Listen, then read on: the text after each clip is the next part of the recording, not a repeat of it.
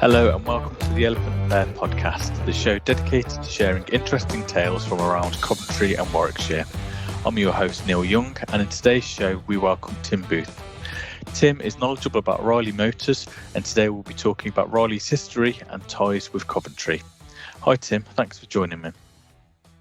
Hello. So Tim, who were Riley and what were its ties to Coventry?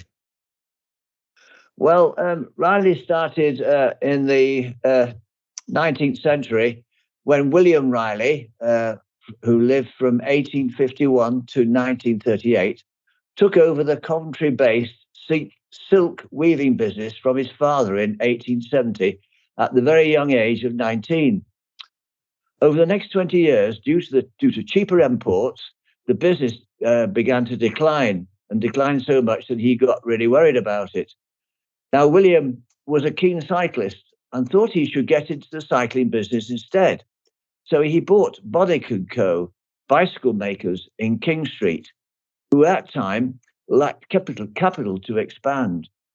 And in 1896, he founded the Riley Cycle Company on the 23rd of May. Now, around this time, his sons Victor, Alan, Stanley, and Percy were growing up and taking interest in the business. However, they were more interested in the latest thing of motorizing cycles. At the same time, Percy, even at the young age of 14 and still at school, decided he would build in secret because he knew his father would not approve his own four-wheeled motorized voiturette or small car, because he had already developed practical mechanical engineering skills and gained as much engineering knowledge at school as he could. Now, by 1898, he had completed it. Unlike other vehicles already built and being built at the time, Percy had incorporated a mechanically operated inlet valve for greater efficiency of the engine. Normally, cars at this time, being built at this time, had inlet valves operated by the vacuum caused by the piston on its downward stroke and closed then by a spring. At that time, Daimler-Benz wanted to patent their mechanically operated inlet valve, but because Percy beat them to it, they were unable to obtain the patent, and thus saving the British motor industry a huge amount of money. So that's how Riley started in Coventry. Carry on there, Neil. Yeah, fantastic. I mean, the story of, kind of Percy Riley, being at school and doing all these things is, quite amazing, really, isn't it, Tim? He was a mechanical genius, and of course, unfortunately, he died very young in 1943, which is a shame. But yeah. Anyway, he went on to greater things, actually, which I shall tell you about shortly. Yeah, fantastic. And Tim, how did you gain your interest in Riley? Well, my father was a big Riley man before the war. And he had Rileys right up to 1947. He then decided to change allegiance, and he bought a Jaguar and became a Jaguar man. However, he did keep one Riley model, a 1937 Riley Sprite sports car, which when I was 21, he passed it down to me as he could no longer get in it. He'd rather put the weight on, and the cockpit in the Riley Sprite is not big. As soon as I had learned to drive it and got used to the pre-selector gearbox, I used it as an everyday car for 5 years. But after getting married and going into full-time work, I bought a new BMC Morris 1100, which I really loved. However, because I love the Sprite, not only to drive, but also to look at, as it is a thing of beauty, I determined to keep the Sprite and completely rebuild it, which I did over an 8-year period. Since that time, it has been repainted 3 times, engine rebuilt 4 times, parts replaced, re-chromed, reupholstered, and generally kept in tip-top condition. So that's how I got into Rileys, through my father. Brilliant. And so you still own that Sprite today, is that correct? Oh, yes, I do. Another aside to this is that he tried to sell it when he decided he couldn't get in it, and I was underage to drive it. And it was in a Bolton car showroom for 4 years at a price of £250, and it didn't sell. So in the end, he took it out of the showroom, did a bit of, touted it up a bit and made it look quite nice. And then it came to a time when it was my 21st birthday, and he'd taken out a life assurance on me when I was born to let me have the cash sum when I was 21. But at that time, we were been living in a rented house, a very nice one, mind you.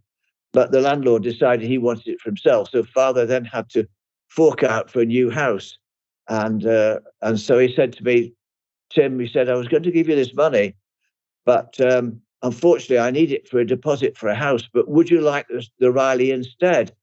And I think it was probably the best ever when I said yes, the best decision I ever made, because it's worth an absolute fortune now.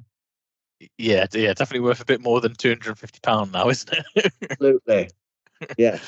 So how long has that Sprite been in your family then? So obviously, many decades for yourself. But yeah. Bought it in 1946 for a very high sum. He bought it for 900 quid, which was a lot of money, and twice the price that it was when it was new in 1937. So he must have been feeling rich at that time. Yeah, well, it was a bit of a worthwhile investment with that. That's no, fantastic. So obviously you talked before about kind of Riley and originally being a bicycle company. Yeah. So tell me about the transition from bikes to cars for Riley. Right. Well, the transition from bikes to Rileys, William still didn't want to get into car production because his cycle works premises were not big enough. But he did agree to motorize some of the production of some of the cycles. This led to motorbikes and three-wheeler production, which were successful, and which by now were fitted with engines designed and manufactured by Percy. He had then had his own business, the Riley Engine Co., based in Aldbourne Road.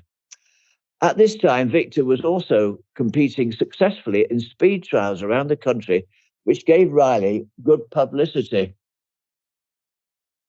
Just a minute, Neil. No problem. But by 1907, the brothers had decided they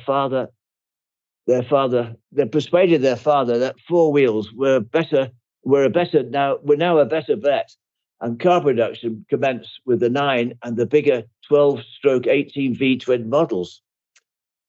By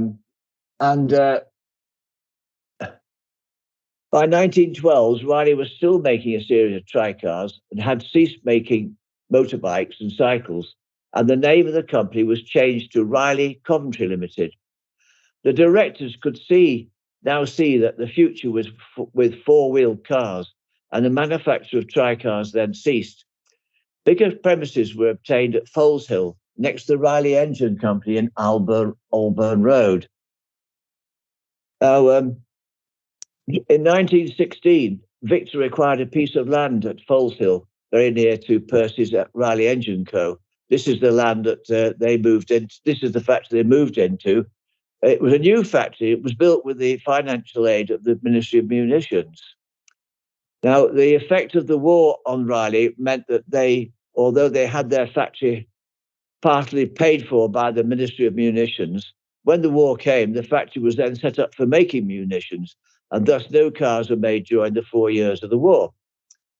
However, after the war, and by 1925, Riley hit their headlines at the Olympia Motor Show when they announced and unveiled their completely new car, the Riley 9 Monaco Saloon, with its brand new, unique Percy-designed engine and a really fetching body.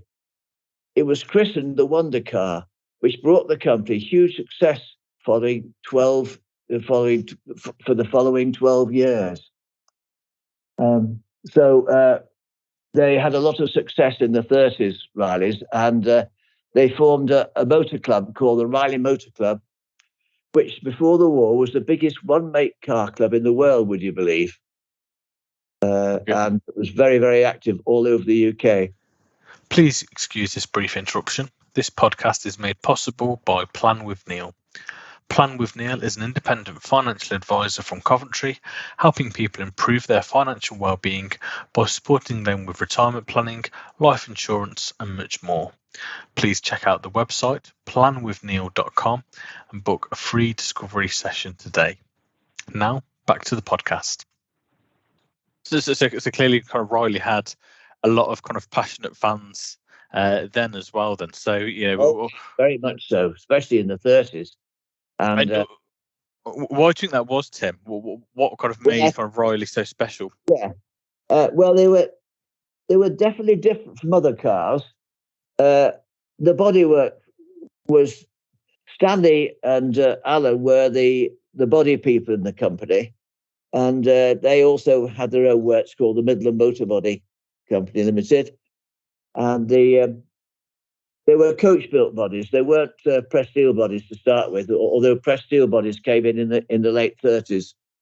And some of the bodies, particularly the Riley Sprite and the Riley MPH, which was another sports car, and the Riley Imp, which was a smaller sports car, were all very beautiful-looking cars. And one or two of the saloons, like the Kestrel, which must have been surely the original fastback car ever built, they were different, and they were made very well, and the engineering was very good. The steering, for instance, was beautiful steering on it, the engines. Of course, the engines, Percy's engines, which were the original 9 engine, which was 1100 cc, and then they brought out a 6-cylinder engine based on the 9 engine, which was also very successful.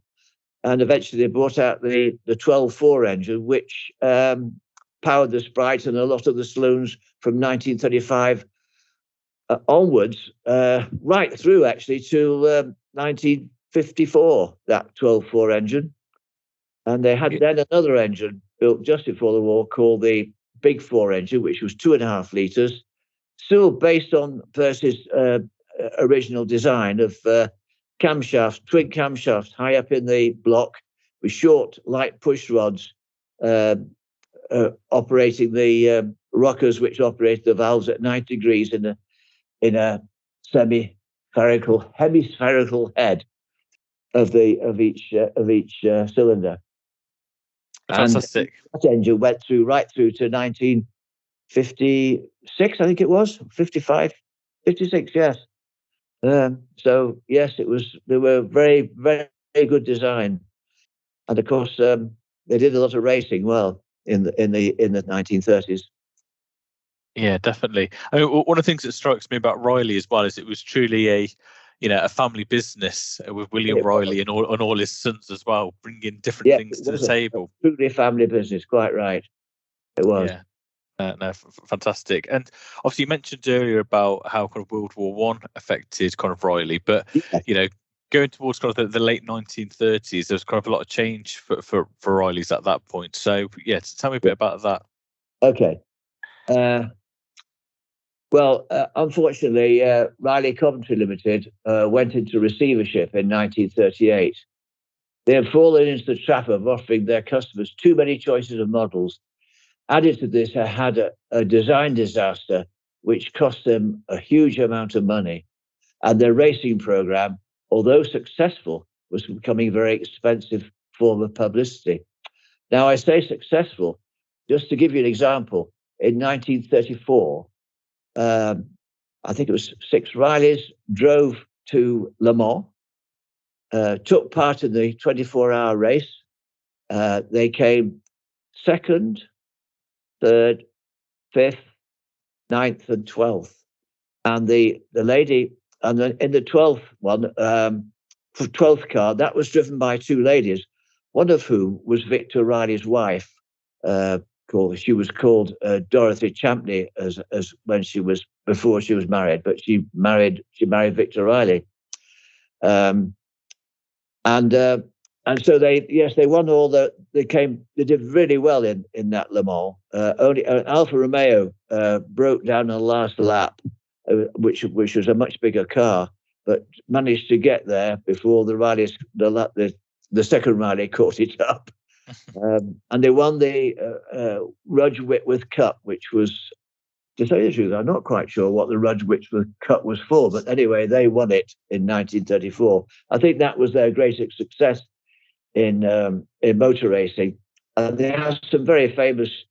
There was one very famous rally driver called Freddie Dixon from Middlesbrough, and he used to modify even the rally racing cars and made them go even quicker. He was a genius at making cars go quickly.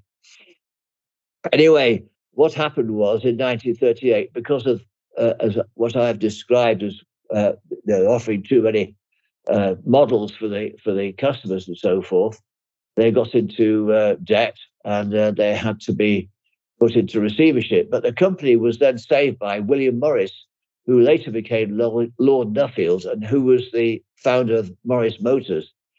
He resolved that the new company should continue to manufacture rally cars, which they did after the war. With new models were announced and produced despite huge shortages of materials and almost all going for export. In the 50s, BMC, British Motor Corporation, was formed by the amalgamation of Nuffield and Austin, and rally models were still being made, such as the 1.5, the Elf, based on the Mini, and the 2.9 Big Saloon. They continued until 1969, when British Leyland stopped making rallies altogether. And that was the end of the rally saga, really. Fantastic. It's, fascinating kind of history, and obviously it's got strong ties to Coventry. Looking back at Riley now, Tim, how should we remember Riley? Well, I think, as you say, because it was a unique car company run by four brothers, or actually there were five brothers, with a young brother called Cecil, who used to do a lot of testing of the cars. It was a real family business. And of course, they've all died now, but Victor's son, Victor, is still the president of the Riley Motor Club. He's about 87 and very, very active in trying to promote Riley. And of course, there are 4 Riley clubs in the UK. There's the original Riley Motor Club, of which I'm a member, and the Riley Register, which is for pre-war cars only. And then there is the Riley RM Club. RMs were made just after the war, between 1945 and 1953, and there's a club devoted to those. They're very beautiful cars. And there's also the Scottish Riley Enthusiasts Club, which is for all Rileys, just as the Riley Motor Club is. And then there are Riley clubs all over the world. So, there are so many clubs, probably a dozen or more around the world, which goes to show thousands of people throughout the world still admire the excellent engineering which went into the cars and the beautiful, unique designs of the bodywork. And even 53 years after closure, find them excellent cars to drive. Yeah, it's absolutely fantastic. I say the global legacy that's kind of been left, and the innovation that was brought by Percy, and obviously the designs that you talked about as well. And I think the bit that stands out to me is they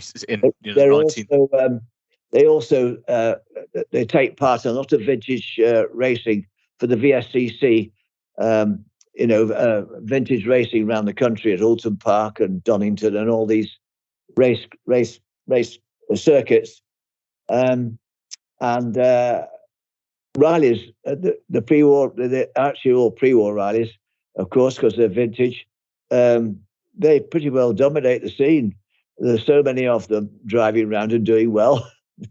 Obviously, they're very big favourite of the racing brigade to drive because how good they are. No, it's fantastic. Well, that's all we've got time for on today's podcast, Tim. So yeah, thank you very much for being a guest. It's been really informative, and yeah, thank you for your time. Well, thank you. I enjoyed it. Thank you very much.